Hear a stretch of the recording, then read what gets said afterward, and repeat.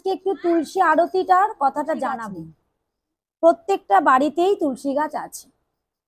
বলছি নমো নমো তুলসী কৃষ্ণ প্রেয়সী। তুলসী গাছ হলেন কৃষ্ণের প্রেয়সী, মানে কৃষ্ণকে পেতে হলে আগে তুলসী মহারানীর সেবা করতে হয়। তুলসীর সেবা যারা করে না তারা শুধু কৃষ্ণ সেবা করলে কৃষ্ণ সেই সেবা গ্রহণ করে না। তারপরে বলছে রাধা কৃষ্ণ সেবা পাবো এই অভিলাষী। আমরা তুলসী মহারানীর সেবা করলেই তবে রাধা কৃষ্ণের সেবার অধিকার পাবো।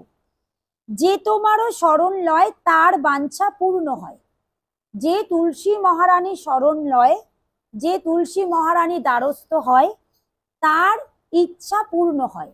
সে যা ইচ্ছা করবে সে তাই পেতে পারে। তুলসী মহারানী এত কৃপালু, এত দয়ালু। তাই বলছে তুলসী মহারানীর কথা কি বলছে, যে তোমারও শরণ লয় তাহারও বাঞ্ছা পূর্ণ হয়।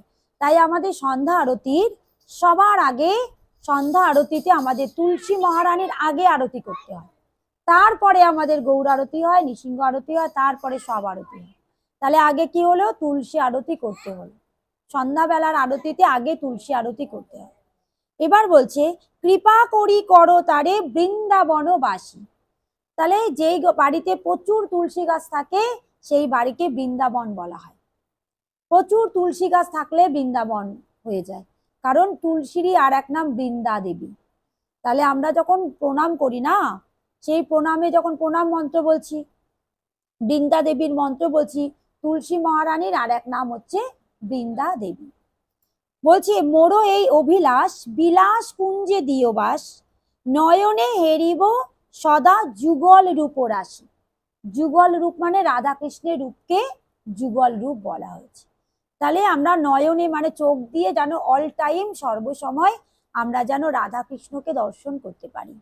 তাহলে কিভাবে পারবো, যদি আমরা তুলসী মহারানীর সেবা করি তবেই সেটা আমরা পাবো। তুলসী মহারানীকে বাদ দিয়ে কোনোদিন ভগবানের সেবা হয় না। এবার বলছি এই নিবেদন ধরো সখীর অনুগত করো, সেবা অধিকার দিয়ে করো নিজ দাস। সেবার অধিকার দিতে বলছে কৃষ্ণকে, কৃষ্ণকে সেবা করার জন্য যে অধিকার সেটা তুলসী মহারানী আমাদের প্রদান করেন, তা না হলে আমাদের অধিকার জন্মায় না। তারপরে বলছে দীন কৃষ্ণ দাসে কয় এই যেন মোর হয়, শ্রীরাধা গোবিন্দ প্রেমে সদাই যেন ভাসে। এই যে শ্রীরাধা গোবিন্দ প্রেম, আমরা সবাই গোবিন্দ প্রেমেই তো এখানে আকৃষ্ট হয়েছি, সবাই তো আমরা গোবিন্দের কাছেই এসেছি, তাই তো? তাহলে প্রত্যেকেই আমরা প্রতিদিন যে যেখানে পারছি চলে যাচ্ছি, গোবিন্দ মন্দিরে যাচ্ছি, যেখানেই পাঠ হচ্ছে যাচ্ছি, গোবিন্দের আকর্ষণে যাচ্ছি। কিন্তু এই আকর্ষণটা দিচ্ছেন আমাদের তুলসী মহারানী। তুলসী মহারানী সেবা না করলে গোবিন্দের প্রতি আকৃষ্ট হওয়া যায় না। তারপরে বলছে তুলসী প্রদক্ষিণ মন্ত্র, জানি কানি চপা পানি ব্রহ্ম হত্যাদি কানি চ, তানি তানি প্রণশন্তি প্রদক্ষিণ পদে পদে। এই যে আমরা সবাই ঘুরলাম, প্রদক্ষিণ করলাম, প্রদক্ষিণটার কথা মানে কি, মানে আমরা জানতে অজান্তে অনেক রকম পাপ করি সকলেই। আমরা বলি মনে মনে বাবা আমি কোনো পাপ করি না, আমরা নিজেকে গর্ববোধ করি, আমরা পাপ করি না। কিন্তু আমরা যখন রাস্তা দিয়ে যাই আমাদের পায়ের তলে কত পোকামাকড় পড়ে যায়, অজান্তে মরে যায়।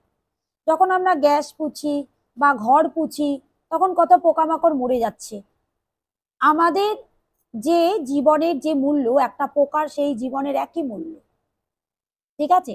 কিন্তু হয়তো আমরা অনেক সময় তাদের আরশোলাকে একটু মেরেই ফেললাম, গায়ের মধ্যে উড়ছে, ঝাঁটা দিয়ে কেউ দিয়েই দিলাম একটা বাড়ি, দেয় অনেকেই। তাহলে এই যে জানতে বা অজান্তে আমরা অনেক সময় অনেক কিছু অপরাধ করি, তুলসী মহারানীকে প্রদক্ষিণ করলে ওই অপরাধগুলো চলে যায়। সেজন্য বলছে জানি কানি চপা পানি, মানে জানতে অজান্তে যে পাপগুলো আমরা করছি সেগুলো যখন আমরা তুলসী মহারানীকে প্রদক্ষিণ করছি তখনই আমাদের পাপগুলো আস্তে আস্তে ডিলিট হয়ে যায়। তার জন্য লাস্ট বলে দিল যে এই যে প্রণশন্তি প্রদক্ষিণ পদে পদে, যে এক পা করে যে ঘুরছি আমরা, এই পদে পদে পায়ে পায়ে যে ঘুরছি একসাথে গোল করে, এটাকে প্রদক্ষিণ বলা হয়। এই ঘোরার ফলে আমাদের অনেক জীবনের পাপ চলে যায়।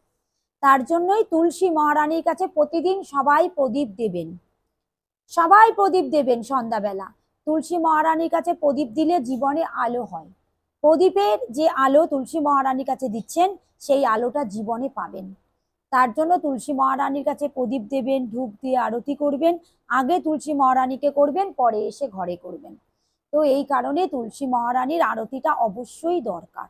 যেখানেই যাবেন, যেখানেই যা করবেন, ইস্কনে তো সবসময় এটা করা হয়। আপনারা যারা ইস্কন আছেন বা না আছেন, প্রত্যেকেই তুলসী মহারানী সেবা করবেন। প্রতিদিন জল দেবেন তুলসী মহারানীকে, প্রতিদিন জল দেবেন। আর তুলসী মহারানীকে ধূপ প্রদীপ দেবেন, প্রতিদিন প্রণাম করবেন। আর মন্ত্রগুলো আস্তে আস্তে শিখে নেবেন, যে যে পারবেন। আমাদের এই একটা বই আছে, নামহট্ট বই। এই নামহট্ট বইতে তুলসী মহারানীর প্রদক্ষিণ মন্ত্র, তুলসী মহারানীর প্রণাম মন্ত্র, তুলসী মহারানীকে জলদানের মন্ত্র সমস্তটা আছে। এই বইটা আমার ফোন নাম্বার থাকবে, আপনাদের সকলের কাছে দিয়ে যাব। ফোন নাম্বারে আমাকে যোগাযোগ করবেন, আপনাদের প্রত্যেককে আমরা একটা করে বই দিয়ে দেব। তার মধ্যে প্রত্যেকটার মধ্যে সব জিনিস দেওয়া থাকবে। ঠিক আছে? তো আজ আমরা একটু তুলসী মহারানী নিয়ে আলোচনা করলাম।